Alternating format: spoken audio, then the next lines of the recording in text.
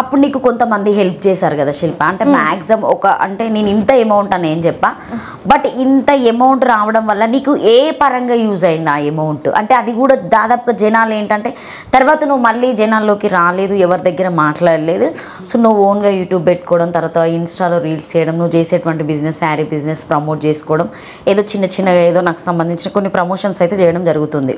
So ఖాళీగా లేకుండా collaborations చేయడం, సో మాది సో నీకు కంటిన్యూ డైలీ వైజ్గా నడుస్తుంది అనుకుంటా.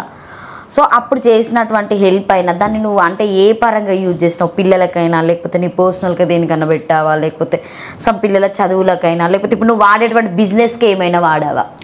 యాక్చువల్గా చెప్పాలి అంటే నాకు సమ్ పర్టికులర్ అమౌంట్ అయితే వచ్చింది. అందులో ఫస్ట్ మేజర్గా తన ఫ్యూనరల్ క్రిమిషన్ చేయడానికి మా దగ్గర డబ్బులు లేకుండే.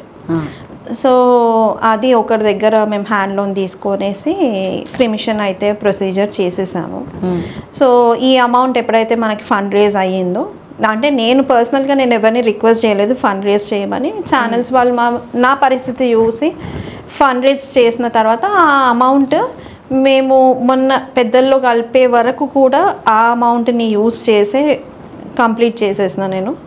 అండ్ ఇప్పుడు రీసెంట్గా శారీస్ బిజినెస్ స్టార్ట్ చేయడము అంటే నాకు మా మేనమామయ్య అండ్ మా పెద్దమ్మ, తను రిటైర్డ్ ఎంప్లాయీ ఎంసీహెచ్లో, జిహెచ్ఎంసీహెచ్లో. సో తను వాళ్ళిద్దరు సపోర్ట్ వల్ల హ్యాండ్ లోన్ తీసుకొని స్టార్ట్ చేయడం జరిగింది.